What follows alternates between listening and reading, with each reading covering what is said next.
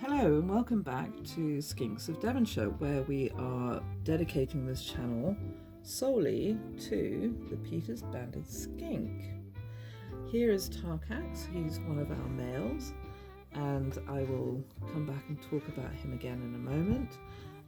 First of all, I would like to focus on the setup that we have for our other three skinks, and then I will come back and talk about Tarkax and his setup, as we keep him in a totally different setup, separated from the others.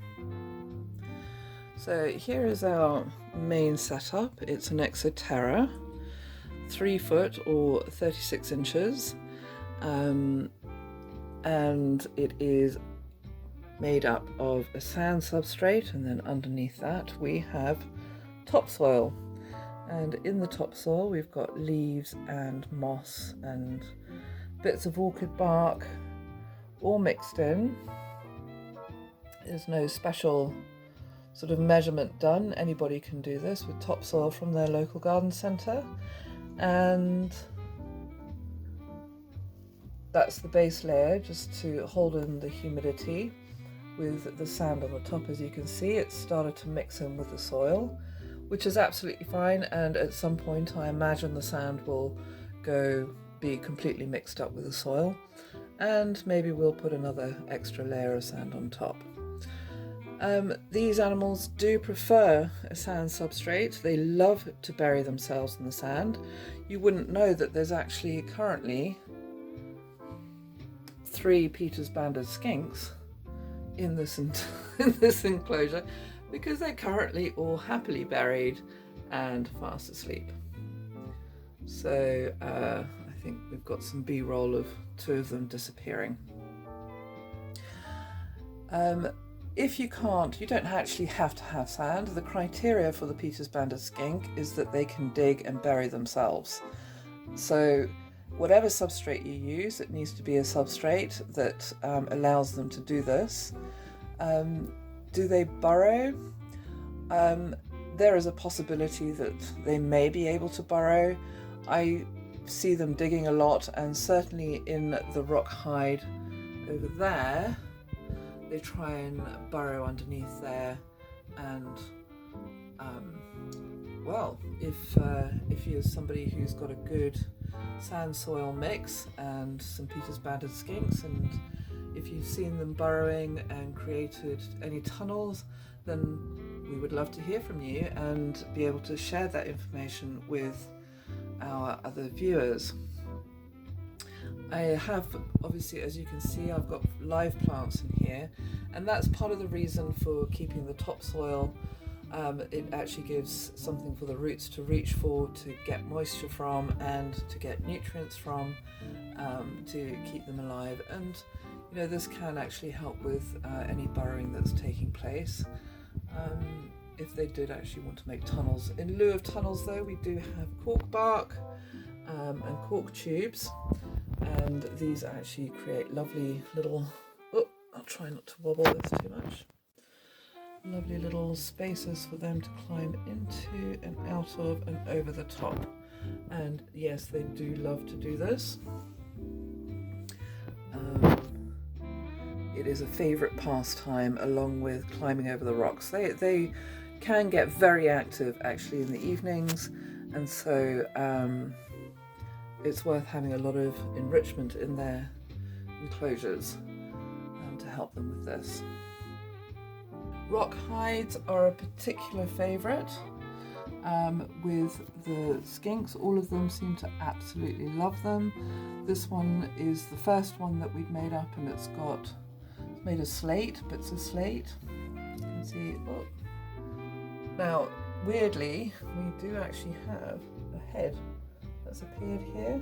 It is not related to the tail back there. It's actually, this is Tuvix. There we go, hello Tuvix.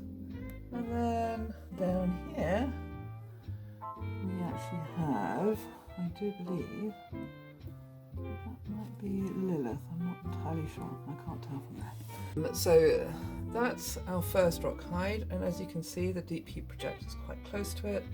It gets very hot on this rock here, and they will probably spend like 30 seconds on there warming up their bellies before they move on. But they do particularly like going underneath this section here.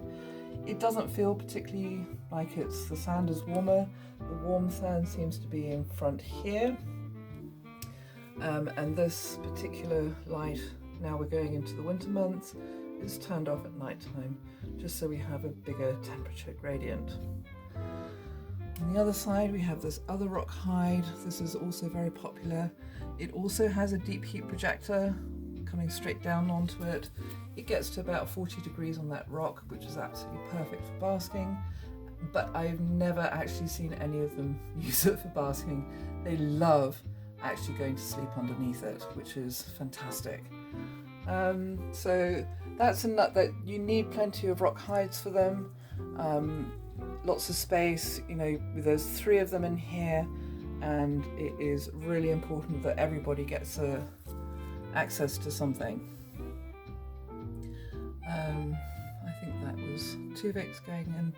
He's kind of claimed this one for himself, and the girls have more often than not are in the other one. Although I have seen Lilith muscling in here and kicking him out, which is kind of cute. They seem to be the husband and wife, really.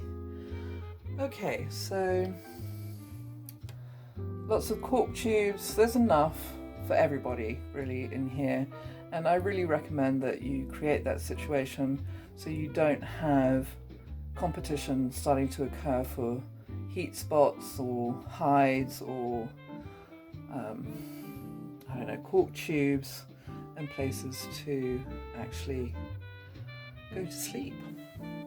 As an example of using different substrate, we come back here to Tarkax, and he is currently in his 18 inches by 18 by 18 enclosure. This is adequate for 1 Peter's banded skink. I have seen information on the internet saying that 2 can stay in one of these in that size enclosure. I would personally recommend against it. We did have 2 in there, and it did seem like they were struggling to find their own space. And also when it came to moving around, they really couldn't move very far without bumping into each other.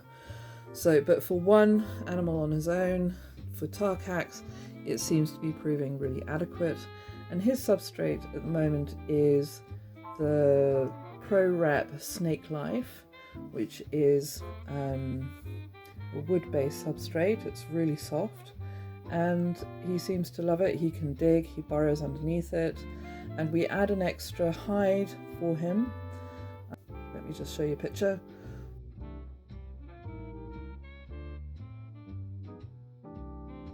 So we put the extra hide in there so that he can actually get darkness, because they do need to find dark. Okay, so they have their day-night cycle, they sleep during the day, so you need to have the lights on during the day so that triggers them to sleep, but they need to be able to get to a space where there's enough darkness for them to enable the sleep.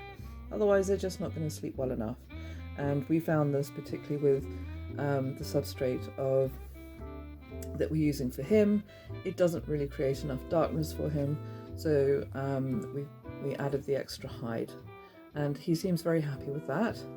He also has a bit of slate with a heat mat underneath it, and we keep that regulated at 40 degrees. He really loves that. And we also have